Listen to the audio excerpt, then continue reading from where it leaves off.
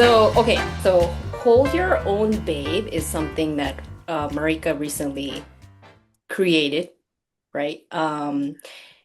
So how did Hold Your Own Babe come about? And was there a specific incident in your life that inspired you to create it?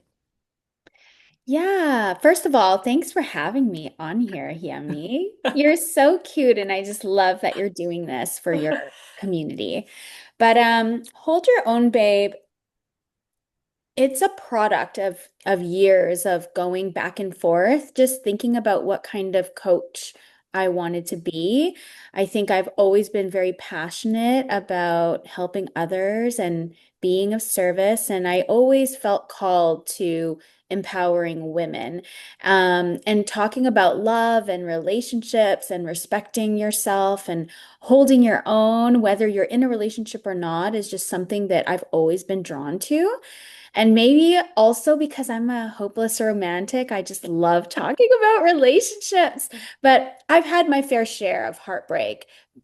My heart's been shattered, but I've also broken hearts too, which was always so gut-wrenching. And I'm just very passionate about finding a love that runs very deep and the kind where you can genuinely say that this person really is my person in every way. They're my lover, my best friend. And I just admire people who can genuinely say that they're happy in their relationship and that they never settled. And Hold Your Own Babe exists to help women who are going through heartbreak, who feel like they weren't able to succeed in their relationship. And it's really just to help them find their footing again, to come back to themselves, to remember who they are, and to not base their value on what their relationship status is, nor base it on Mm, the person that they were with.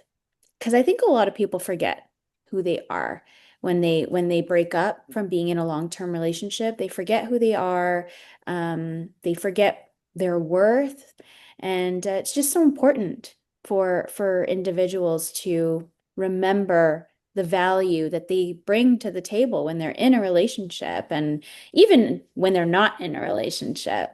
But I called it Hold Your Own Babe because that's what I encourage. That's what I stand for and live by is you're strong enough to hold your own no matter the circumstances. mm. And sorry, I don't think yeah, I don't think there was a specific incident, but Oh, okay. that brought me to build this. I think it was Yeah, more like a culmination of experiences and a combination of my love for people and wanting the best for them. right. And you've always been a people person. Yes. I don't know if you remember that, but yeah, I always have been a people person. Mhm. So when did you first come up with the idea, though? Do you remember? Oh gosh. Yeah, no, that's a great question. It must have been at least mm, like honestly, probably like a few years ago, or maybe even more. I started an Instagram account and started posting, but then I kind of let it go. And I no longer wanted to focus on it. And I Mm. think honestly, it was because I felt almost like an imposter.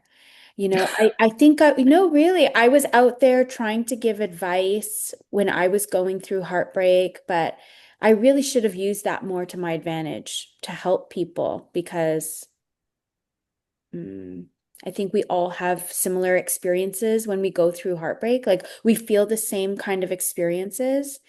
It may not Mm, be the same situation, but we feel the same experiences. And I think, yeah. I really should have just kept going and I didn't, but that's okay. I started it Yeah. again. Yeah, thinking back to my own past, Mm, like I wish I had something like, someone like you or this type of service mm, when because I don't think I really had anyone like teach me. I mean, they don't really teach that, how to no, maintain a healthy relationship or totally, how to totally. deal with a breakup. Like, Exactly. When I first experienced maybe my very first heartbreak, like really, really painful heartbreak, I I frequented libraries and bookstores and stayed there for hours and hours on these, just reading books and magazines, mostly books about Like, healing. oh, okay, like Yeah. self-help. Self-help books. So, Yeah, I'm very into self-help books, but I would just stay in bookstores and just read and read and read because I never wanted to feel that way again. And you're like you, I didn't really have anyone. I didn't really have anyone to turn to, or I had yeah, friends, but you kind of sound like a broken record after a while, when you're speaking to your friends and right. you don't want to put And that burden on them, so right? you went to the library. I think that's a pretty healthy way of kind of Coping. dealing. Yeah. No, because I know for some people it's devastating, Yeah. like mentally, emotionally, but Yeah. Yeah, but it's taken years, years and years of experience and multiple heartbreak to really get to the place where I am today. Like I can honestly say, I mean, obviously heartbreak is still really hard and tough to deal with, but I'm in a different stage in my life where I've learned to love myself more and see my value and my worth, and it's a lot easier now to be able to move on and know that everything is going to be okay. Because back then, when you're young and you don't have that much experience, it's kind of right. like the end of your world, you Yeah, know? I know. When you really love someone and they don't want you or they leave you, it's tough. Yeah. Yeah, and the experience, like you said, the experience itself Yeah. also Yeah. that you learn from that, like experience itself. Absolutely. So, Absolutely. Yeah. Yeah. so what is the key to a healthy real romantic relationship or in any relationship? Yeah, that's a great question. I think communication. I think a lot of relationships end due to a lack of communication, or misunderstandings. So I am actually a huge advocate for going to therapy or counseling, even when your relationship is good or great, because I don't think we talk enough about the great things and what's working and practice. You can use moments like that in sessions where you have a third, like an unbiased person kind of listening to you speak to your partner and just being grateful for each other. Practice being grateful for each other, praising each other for what you're doing right and what your partner is doing right. I think that is really helpful too. Um, for a healthy relationship, I think that's pretty key. Um, but also communication with friends, I feel, is so important. If something is bothering you, you should be able to bring it up, to speak up and use your voice and feel like you're in a safe space to be able to do so. Um, and besides communication, I think dating each other constantly. Just keep dating each other, right? Do romantic things. I think we tend to get too comfortable, and I don't know if it's laziness or loss of passion or what, but sometimes we just get too comfortable, right? So it's nice to feel Right. like, You lose appreciation, like you it becomes like like the standard or so yeah, you kind of lose appreciation. yeah. Yeah. And I think it's so important. That's why, again, I feel like going to counseling, even when your relationship isn't bad, but it's kind of like Yeah.